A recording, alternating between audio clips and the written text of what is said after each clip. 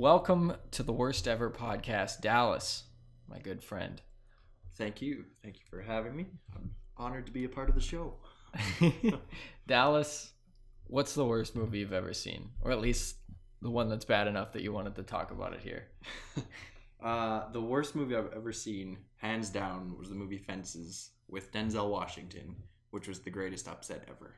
Now, Fences was Oscar nominated, wasn't it? Okay. I think so. Yeah. It was I think it was a Broadway. Yeah.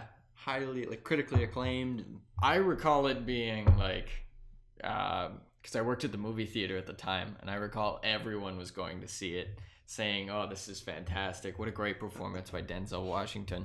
So when I heard you say that it was awful, I was very intrigued. So I'll just start off. Can you give like a brief synopsis of what the plot is of the movie? Yep, for sure. So it starts off in Denzel Washington's backyard. I forget who he's playing. But then it stays in his backyard. And he basically talks to people that come into his backyard about his opportunity to become an all-star baseball player and how that didn't pan out for him. So then he continues to just talk about himself and how he's good at other things. And then just to throw in a little twist, there's this woman that he slept with, and then they're gonna have a baby together, and his wife finds out, but they're still in his backyard, and so it's really not going anywhere. And then the lady dies in childbirth, and so his wife decides to adopt the baby, but yet she's kind of keeping him at a distance, so he just hangs out in his backyard. And then I think, if memory serves, he dies in the end, and it's his family coming to his backyard where you still are hanging out as a audience member, and they continue to talk about him and his life. So it's just seemed like a whole lot of this man's life in this man's backyard, and nothing exciting. Weird. And it's not based on a true story or anything, right? Like, I think so. Yeah. That's so weird. So like is this all supposed to be in like one afternoon, or is it over a long period of time? Do you know, or is I'm actually not too sure. It felt like an eternity. Fair enough. Like weeks and months. I suppose that should be something that's clear. Wow. So like, never once does it leave the backyard. I think the opening scene is him hopping off of the garbage truck that he works on and entering the backyard. It's the one moment of fresh air, or lack thereof, being a garbage truck. But is it like all this, like, there's got to be different camera angles of the backyard, right? Or like, it was if there was, it was like 2 or 3. Like, I'm just picturing all one take.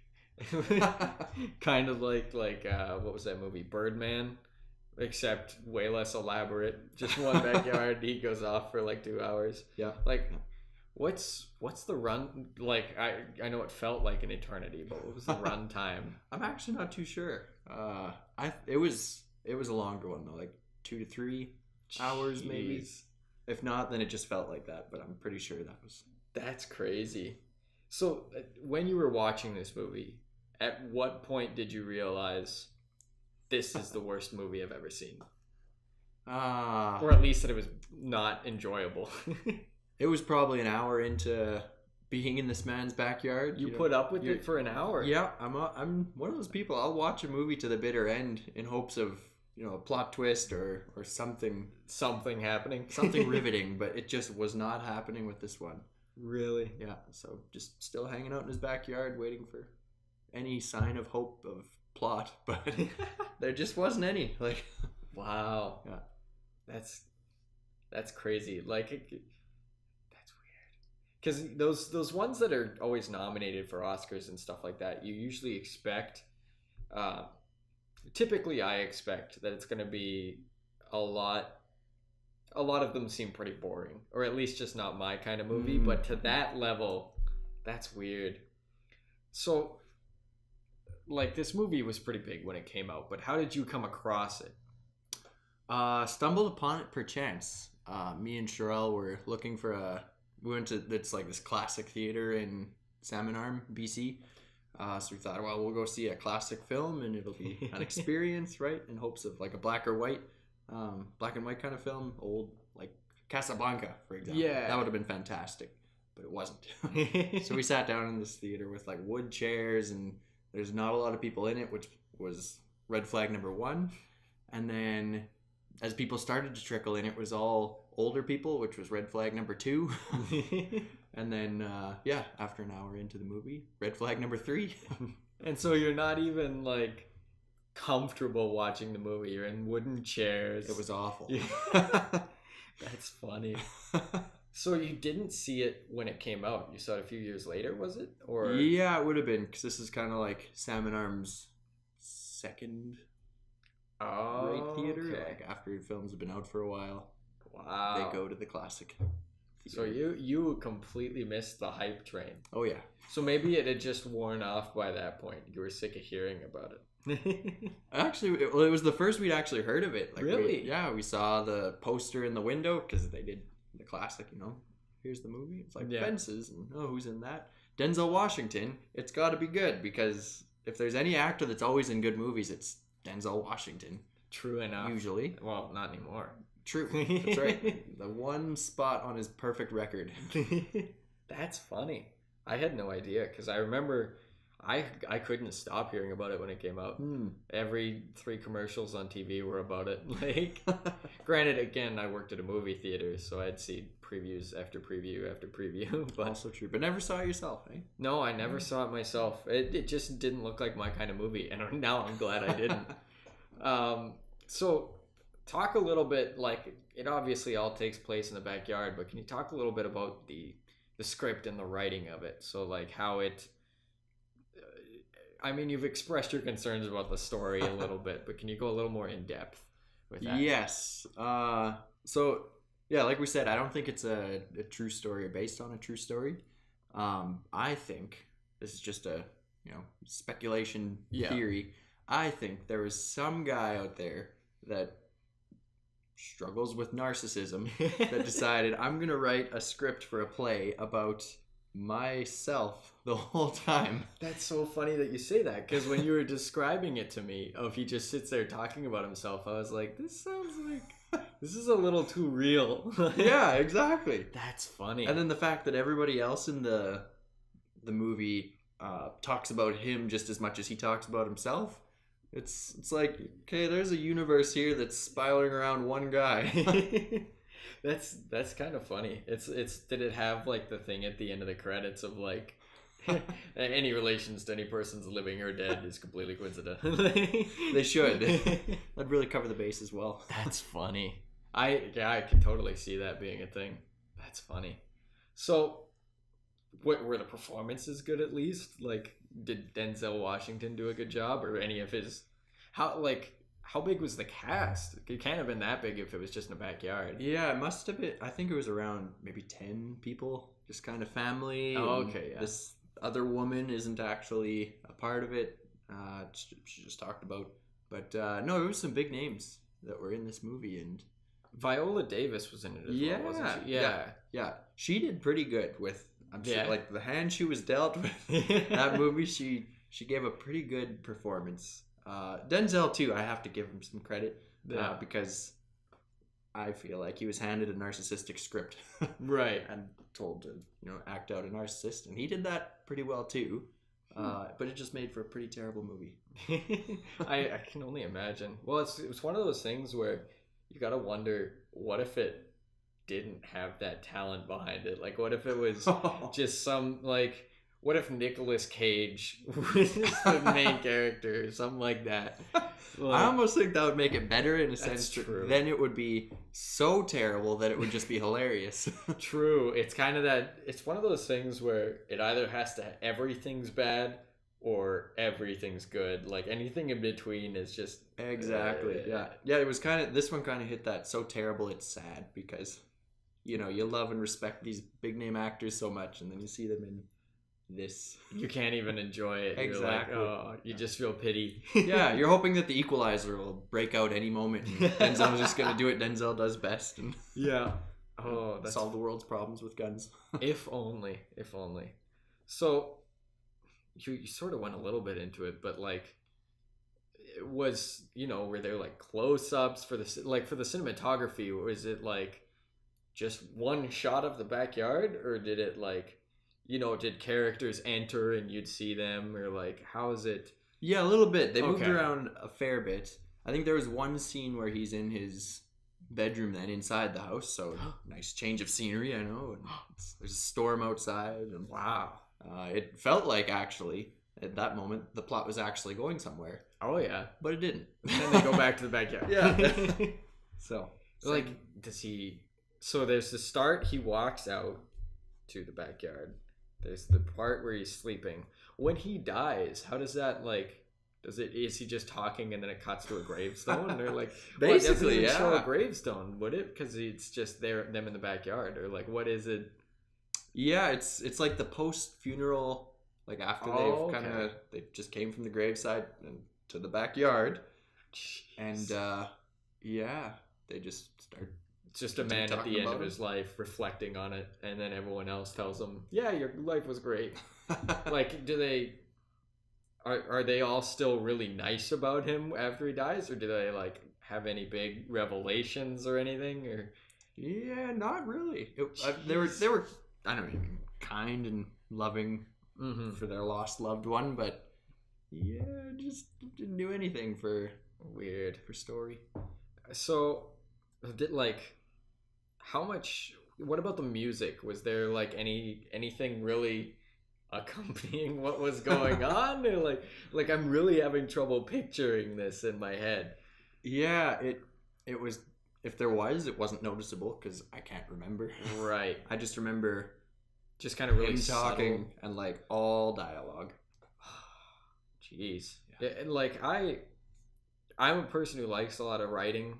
Like I love when good writing is good, but at the same time you need the sometimes show don't tell is a very important thing. And Yeah. it sounds like this was very absent. Definitely, yeah. Like I'm trying to picture what the visuals of that would be. Like that I can it's so boring. Yeah, I mean, picture like a brick house, wood fence, hence fences. Okay, yeah. Uh, Does he like get in a fight with a neighbor or something? And Nope. then like they're like, this fence is between us. I wish that would have been great. And It's a then fancy another opportunity metaphor. for equalizer.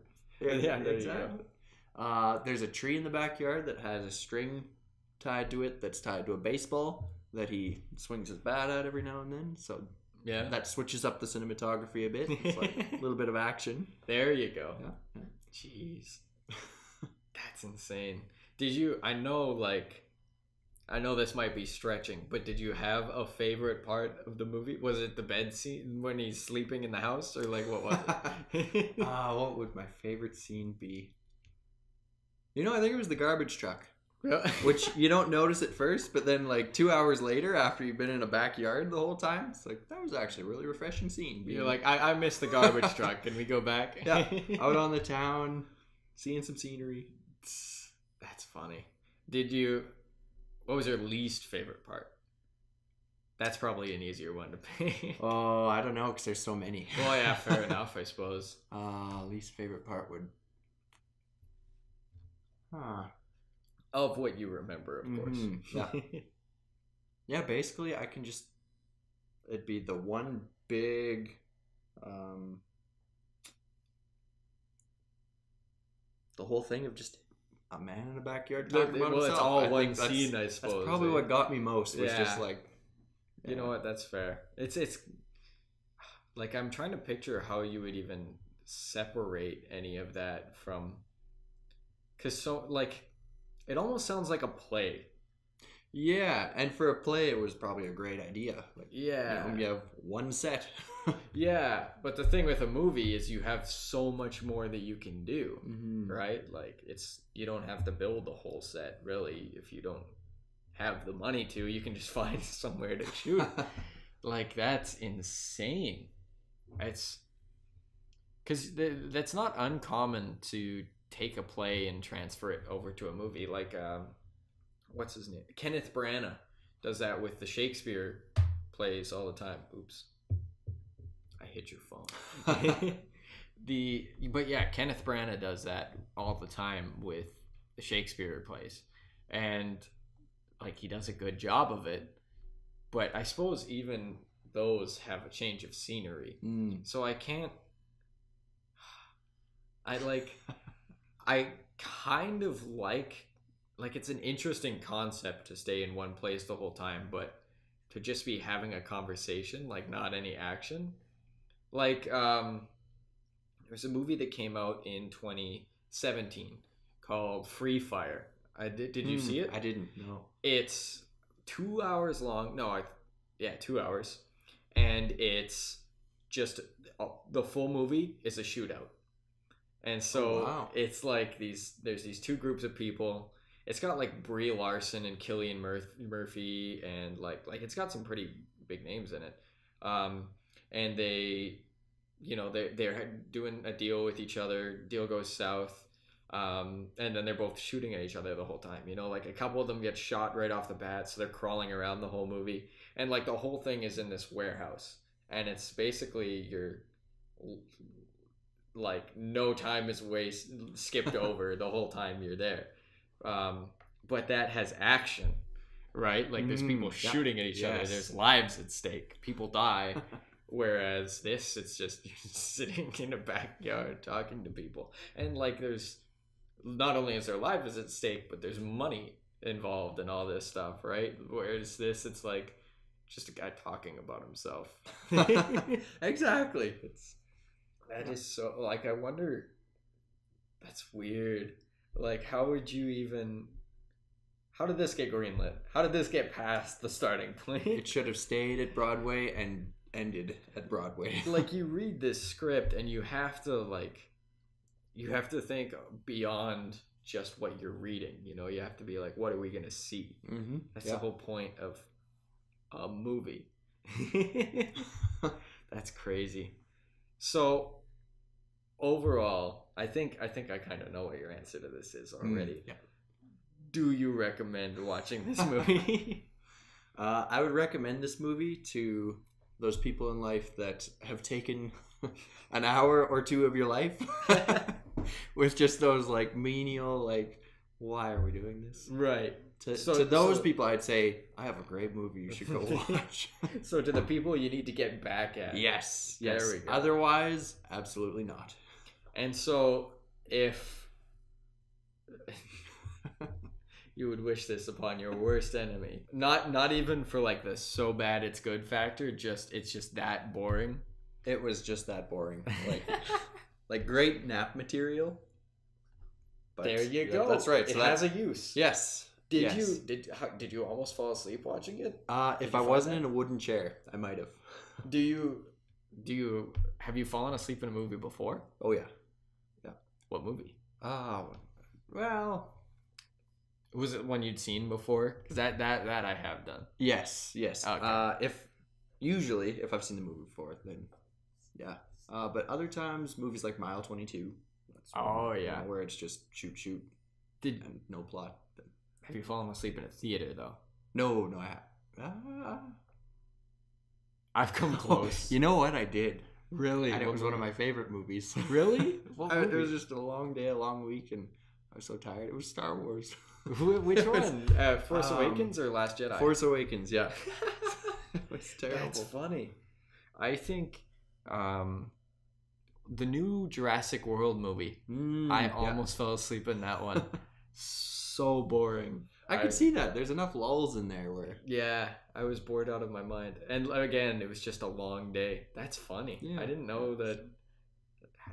I knew you liked Star Wars. I didn't know you almost... That's funny. Yeah. And was that your first time watching it too? I think it was too, yeah. Oh no. So I was so excited to be there. Saw it, right? Oh yeah, like 3 times. That's wow. That's wild. I need one last thing out of you. Give me your rating of this movie out of 10 stars. Okay, so then now this can be based on your enjoyment, based on like technically how good the movie is, whatever you think it deserves. Yeah. I think I have to give it like a 1, if not a half. Like, Really? it was that bad. Like, I think that is the worst one we've gotten. and I know there's people who would disagree with that because people were raving about it. Yeah, it was But Oscar nominated. I don't understand. That's fair. You know what? Like, there have been some Oscar nominated movies that I'm like, why? Like, Suicide Squad got, well, I mean, hair and makeup, but still, that as if that movie deserves any recognition. That's the lowest one we have ever gotten. But based off your description, I can't really disagree with you. Yeah, so I hope that's fair, not just No, my bias, but you are completely entitled to your own opinion. great. And you know what? If people disagree with you, they can do that. Yes, they've been warned. Yeah. They can watch the movie. There you go. I mean, again, you're not really selling it for people to watch it, but at the same time, with a score that's that bad, I almost want to, just to like be sure that it's really that bad. But for now, I will take your word on it. So thank you so much, Dallas. Yes, thank you. This has been nice, just getting it off my chest. Yeah, you finally got. Do you have any final thoughts that you want to say about the movie? Anything that's been burning in your chest all this time that you've wanted to say about it? I'm just so sorry for Denzel. We would a man with a record like his, you know, you have movies like Remember the Titans, you have The Equalizer. Remember the Titans? I haven't seen that. You have The Book of Eli. Yeah, Like, the man has a he's got quite the fantastic career. But then fences. catalog.